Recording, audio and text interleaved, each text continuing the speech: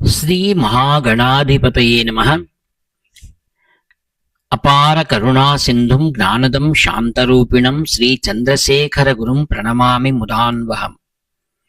దేవుని స్వరము ప్రథమ భాగము ప్రవచించిన వారు శ్రీ కాంచి కామకోటి పరమాచార్య స్వాములు వారు. విషయము వృత్తి కార్యాలు, పద్ధతులలో తేడాలు. ఒక జాతి అంటే తనదైన ఒక వృత్తి ఉంటుంది, కొన్ని ఆచారాలు ఉంటాయి అని చెప్పాను కదా. కానీ ఇది సరైన మాట కాదు. ఒకానొక జాతికి ఒక వృత్తి ఇవ్వబడలేదు. ఒకానొక వృత్తిని నిర్వర్తించడానికి ఒకానొక జాతి ఉన్నది. వైదిక మతం పుల్లలు అన్నిటినీ చిన్న చిన్న కట్టలుగా ఎందుకు కట్టింది? ప్రశ్న. ఎందుకు ప్రతి వృత్తికి ఒక వర్ణం ఉండే విధంగా కేటాయించారు? ప్రశ్న. పాశ్చాత్య దేశాలలో వారు ఆర్థిక క్షేత్రంలో శ్రమ విభజన గురించి మాట్లాడుతారు, కానీ ఇంకా ఇప్పటికీ దాన్ని ఆచరణలో పెట్టలేకపోతున్నామని తెలుసుకున్నారు. ఒక సమాజం పని నడవాలి అంటే వివిధ వృత్తి పనులు సక్రమంగా జరగాలి, అందుకే శ్రమ విభజనం ఉండాలి అంటారు. కానీ ఇందరు ప్రజలు ఈ పనిని చేయాలి అని వీరు ఇంత ప్రమాణంలో ఈ వృత్తిని చేపట్టి ఇంత పని చేస్తే ఈ సమాజం సక్రమ పద్ధతిలో నడుస్తుంది అని ఎవరు ఆలోచించి నిర్ణయించాలి? ప్రశ్న. ఇది సాధ్యపడే పని కాదు. జనులంతా సుఖకరమైన వృత్తుల కోసం ఎగబడతారు.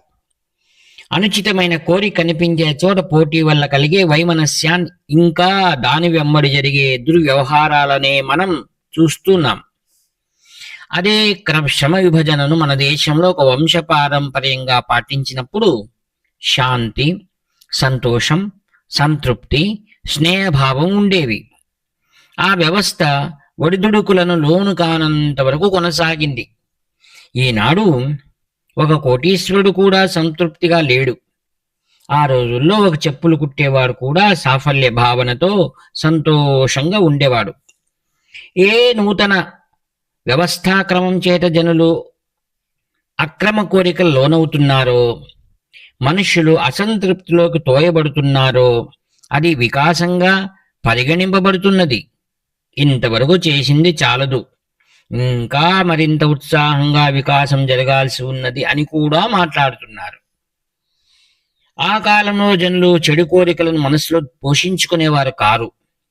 జనులంతా చిన్న సముదాయాల్లో ఉండేవాళ్ళు. అందువల్ల వారి మధ్య సన్నిహిత సంబంధాలు ఉంటూ ఉండేవి. ఈ విధంగా కలిసి జీవించగలగటమే ఓ పెద్ద ఆనందకర విషయంగా వారు భావించేవారు.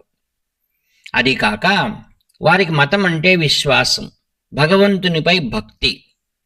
ప్రతి సముదాయానికి ఒక కులదేవత, ఒక్కొక్క దేవతకు ఒక్కొక్క రకమైన ఆరాధన, ఇవన్నీ కూడా ఉండేవి. ఇవన్నీ వారికి పడవలసిన విషయాలు. వీటిలో సంతృప్తిని పొందేవారు కనుక ఇంకా ఇంకా కావాలి అని నేటి కాలపు వారిలా వెంపర్లాడేవారు కాదు. సమాజం మొత్తంగా బాగుండేది. పలు విధాల విభజన ఉన్నా భగవంతుని పేరు మీద అంతా ఒక్కటిగా ఉండేవారు. ప్రతి ఇంటికి ఒక కుటుంబ దేవత ఉన్నా సామాన్యంగా అందరికీ చెందే ఒక దేవాలయం ఉండేది. జనజీవనం ఆ గుడుల్లో జరిగే పూజలు, ఉత్సవాల చుట్టూతూ తిరిగేది. ఆ దేవుని పేరు మీద అంతా ఆయన పిల్లలులాగా కలిసి జీవించేవారు. రథోత్సవాల వేళల్లో అగ్రహారాల అనగా బ్రాహ్మణ వీధిలో నుండి హరిజన బస్తీల నుండి కూడా తలా ఒక చేయి వేసి రథాన్ని లాగేవారు. ఆ ప్రశాంతమైన మంచి రోజుల గురించి ఆలోచిస్తే వాటి కోసం మనుష్య ఆకాంక్షిస్తోంది. ఆ రోజులు మళ్ళీ వస్తాయో రావో అనిపిస్తుంది. కడుపు మంటలు, దూషణలు ఉండేవి కావు. ప్రతివాడు తన పనిని చేసుకుని సరళంగా జీవిస్తూ సంతృప్తితో ఉండేవాడు.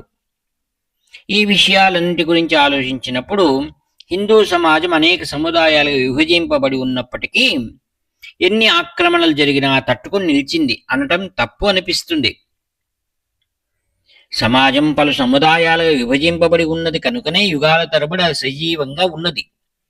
తన ప్రజలకు కేవలం ఉమ్మడి సామాన్య ధర్మాలను అందించిన గొప్ప గొప్ప మతాలన్నీ అంతరించిపోవడం, ప్రస్తుతం ఉన్న మతాల భవిష్యత్తులో మనుగడ గురించి భయపడడం చూస్తుంటే హిందూ ధర్మాన్ని కాపాడింది, నిత్య నూతనంగా ఉంచింది వర్ణధర్మమే కదా అనిపిస్తుంది.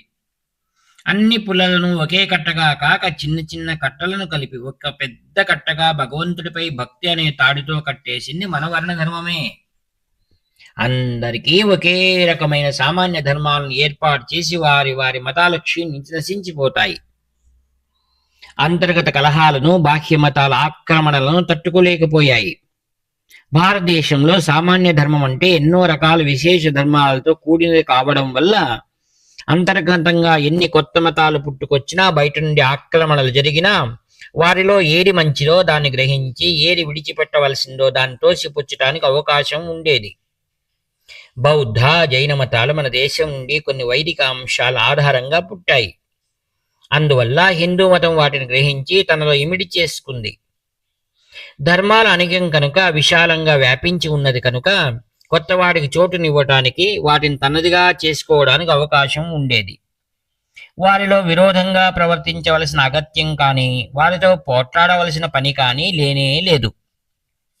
ముస్లింలు వచ్చినప్పుడు మనవారు వాళ్ళ పద్ధతులను కొన్నింటిని అనుకరించారు. వారి తత్వశాస్త్రం నుండి మనం ఏమీ గ్రహించకపోయినా వస్త్రధారణ, సంగీతం, శిల్పకళ, చిత్రలేఖనం వంటి విషయాల్లో మొఘలాయుల ప్రభావం ఉండింది. అవన్నీ కూడా మన వైదిక సంస్కృతిలోకి వచ్చి ఇమిడిపోయాయి.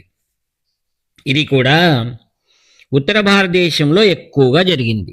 దక్షిణంలో ఇస్లాం ప్రభావానికి అధికంగా లోనవ్వకుండా సాధ్యమైనంత వరకు తమ ప్రాచీన పద్ధతులను రక్షించుకున్నారు. తరువాత బ్రిటిష్ వారు వచ్చాక దేశమంతటా ఉత్తరం, దక్షిణం అనే భేదం లేకుండా వైదిక విధానాల మీద విశ్వాసం తగ్గిపోతూ వచ్చింది. పరిస్థితి క్రమంగా ఎందుకు ఇట్లా మారింది? ప్రశ్న. ముద్రిత పుస్తకాలన్నీ ఈనాడు మన వర్ణ ధర్మాన్ని కులత్వంగా చేసి ఎందుకు ఇంత కటువుగా విమర్శిస్తున్నారు? ప్రశ్న. తప్పుపడుతున్నారు?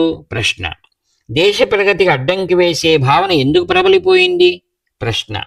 జాతి, కులం అనే పేరు ఎత్తితే జైల్లో పెడతారు అనేంతగా ఈ వ్యతిరేక భావన ఎందుకు పెరిగింది? ప్రశ్న. దీనికంతటికీ వెనక ఎవరు కారణం అనేది నేను ఎరిగినంత వరకు తర్వాత చెబుతాను. వర్ణధర్మాన్ని కూకటి వేళ్లతో సహా పెరిగి పారేయాలి అనేవారు అట్లా ఎందుకంటారో చూడాలి. వారికి వర్ణధర్మంలో చాలా అసమానత్వం కనిపిస్తుంది. అది అట్లా ఉండకూడదు అనిపిస్తుంది. అందరూ జనుల స్థాయిలు పెరగాలి, వారంతా సమానం కావాలని అనుకుంటారు. కానీ ఇది ఆచరణయోగ్యమా?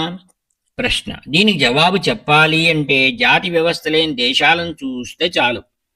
ఈ దేశాలు సమానత్వము అసంభవము అని అనటానికి ఉదాహరణలు. అక్కడ అసమానత్వం లేదు కనుక ఏ వర్గ సంఘర్షణలు ఉండకూడదు కదా? ప్రశ్న. కానీ వాస్తవంగా అట్లా ఉన్నదా? లేదు. ఎక్కడ చూసినా ధనవంతులు, ధనహీనుల మధ్య విభజన ఉంటుంది, ఘర్షణ ఉంటుంది. మన ధర్మాన్ని సక్రమంగా అవగాహన చేసుకుంటే ఎవరూ జాతి అనే అంశం ఆధారంగా గొప్ప కాదు, తక్కువ కాదు. సరే, అటు అభిప్రాయం ఏదో విధంగా ఏర్పడింది అనుకుందాము.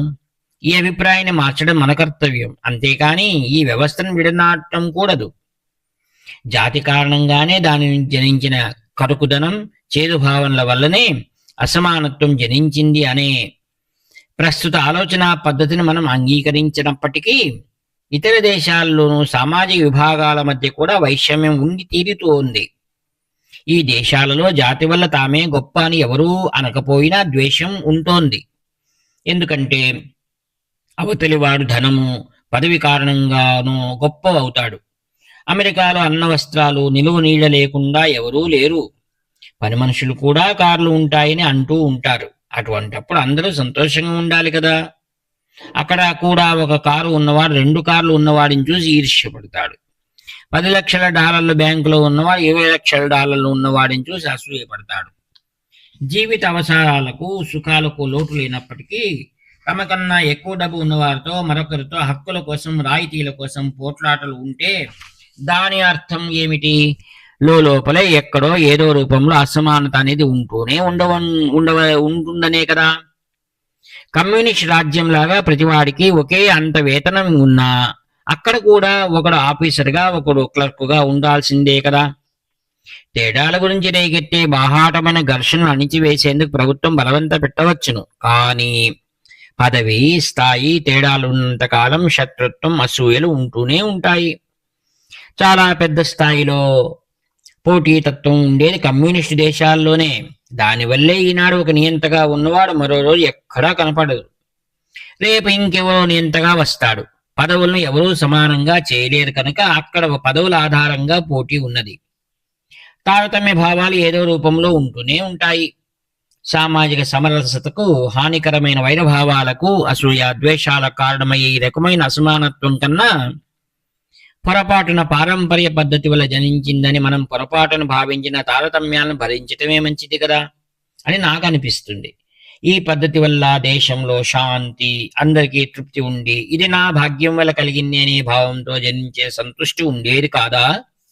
ప్రశ్న. నిజం చెప్పాలంటే అన్ని వృత్తులు సమాజం మంచి కోసమే ఏర్పడ్డాయి.